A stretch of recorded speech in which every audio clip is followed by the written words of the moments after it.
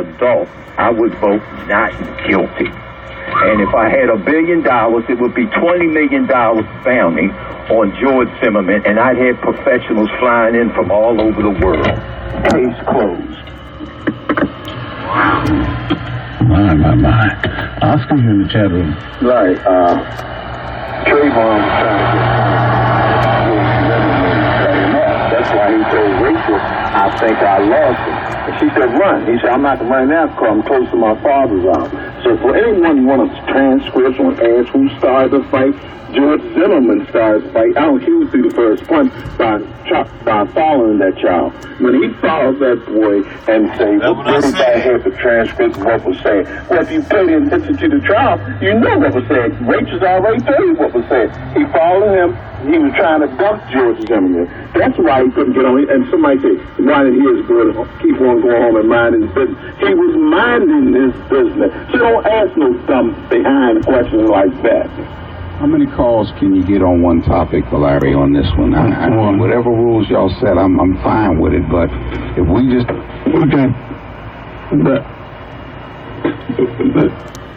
let me get to Patricia and Tyrone up in here. Patricia? Hello, Coach? Hello? Here. Hello? Hello. Yes, Coach, usually I don't agree with you, but I happen to agree with you this time. I think that there needs to be some type of sanction with states that do have these particular laws that are biased in nature towards black men. The other thing is I think that the judge erred on many accounts for allowing evidence to come in. I think that cartoon episode at the end, to let that come in so that they can look at that, because that was based on someone's perception of what went down, but what really didn't actually happen.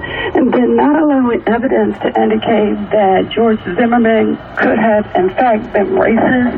The other thing is that I think jury nullification is in order. Very well. Tyrone, quickly. Most of the previous callers have already echoed my sentiments. You know, it's time for us black people to get serious about our communities, about our lives. No matter what social, economic level you're on, you know, when these type of things happen, all of us have to speak with one voice, just like the Jews.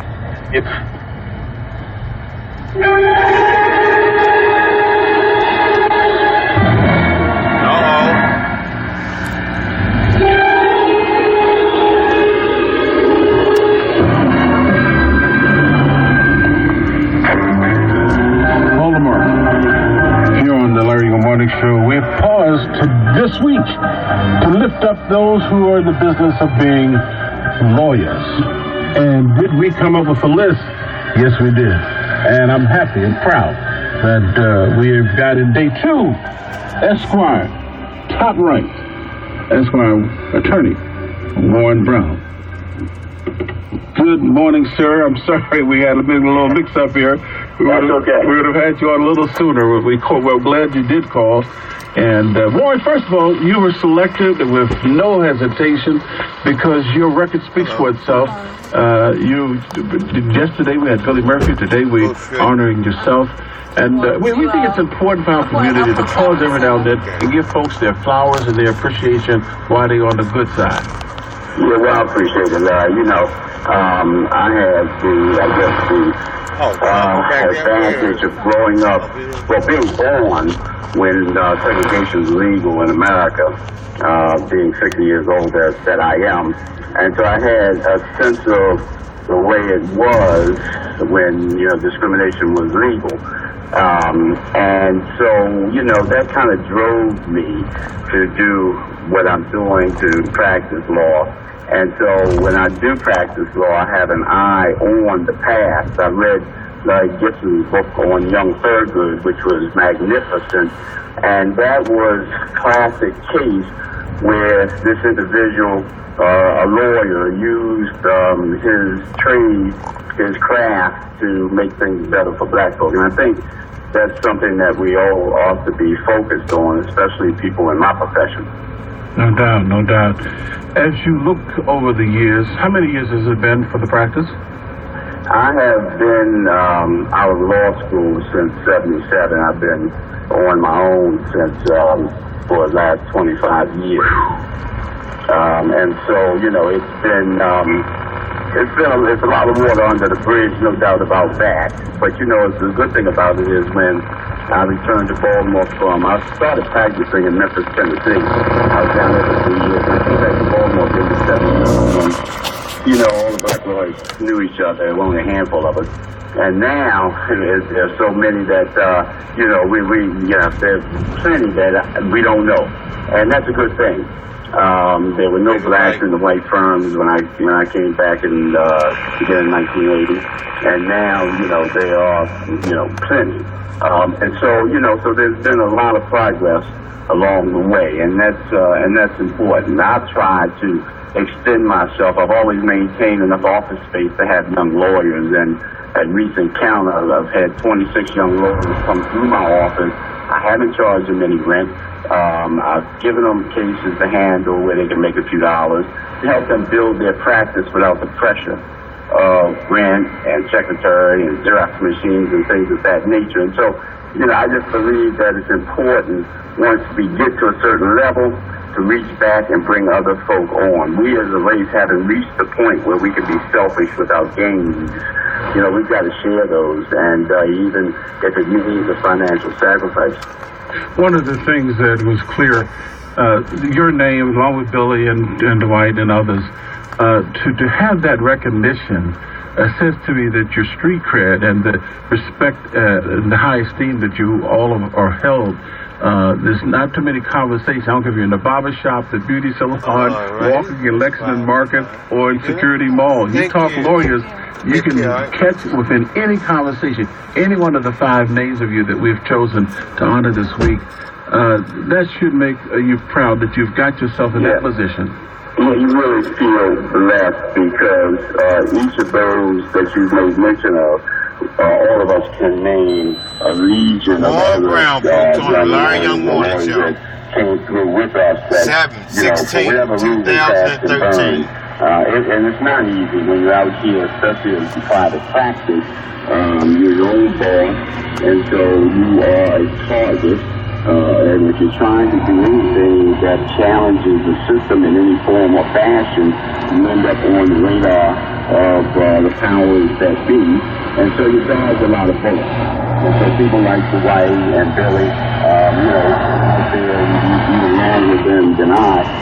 You know, I mean, I've got a lot of respect because I know what they've gone through, because I know what I've gone through. And that's why, again, I've made the effort to have space for young lawyers who I could shepherd them through. I could tell them to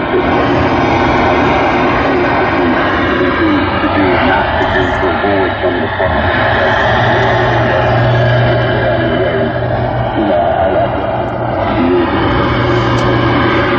I've got a minute and a half.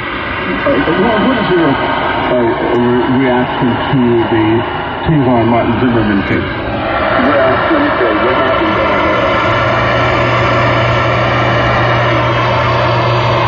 happened times a week across the country, and that is where someone who the consensus is committed the crime is found not guilty by the jury. And that's because, again, it's a very high standard placed on the prosecution. And so it's never a question about whether the person did it or not. The question is whether the state has proven that they did it beyond a reasonable doubt. And I've heard some criticism of the prosecution here, but keep in mind, the prosecution came in late. They were appointed by the governor. This is not the prosecutors from that jurisdiction. Those are the ones that dropped the ball early on because they didn't marshal their case. They didn't organize it because they decided it wasn't going to be one. So when these prosecutors came in, they had to take the remnants. They had to take what was left over and try to make something out of it. But by then, people had given statements that were used to impeach them with at trial. So it was a really tough case for the prosecution. Yeah, but it happens all the time. That is, okay, we're convinced the person did it, but the evidence doesn't show it. Well, all I can tell them is If it had been up there in Baltimore, we would have had one heck of a team to draw from. Warren Brown, you're one of the best. We thank you for honoring us this morning with your presence here on the Larry Young Morning Show. Thank you so much, Larry. God bless. Appreciate you, sir. It goes like this. Warren Brown, folks, on the Larry Young Morning Show. If you missed today's show, you can hear some of it on Larry's Celebrity Cab Driver Show. Would you listen to it now? YouTube. Have a great day, folks. LY, you did it again. JJ and Coach. Radio 1 Baltimore. I needed a breath to rise from my sleep. No one could help me. So God. When all I saw was sad, and I needed answers. No one heard me. Except God. So when I'm asking who I give my unconditional love to, look for no other name. 7 24 hours a day, the best of this talker right here on 1010 WOB. If you want to join us in preparing for the March of 24th, the March in Washington, if you want to prepare for the July the 19th, which is this coming Friday, or all the activities you've heard me mention today at 2 o'clock, you're welcome to come and join us. Call me right now. I'll be at the office within the next 2 minutes. I want to get your name so we can get enough material ready to distribute to you. All you need to do is call. Let me know you're en route for our 2 o'clock meeting here on 1010 WOB. Baltimore, good morning. I'm Larry Young.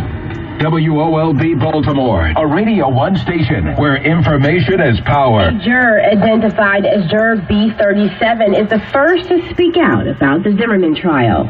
The juror says when they took the first vote, 3 in the group, including herself, were in favor of acquittal. 2 supported manslaughter, and 1 backed second-degree murder. She said the jury started going through the evidence. She added some jurors wanted to find Zimmerman guilty of something, but there was just no place to go based on the law. A U.S. federal official confirms a brutal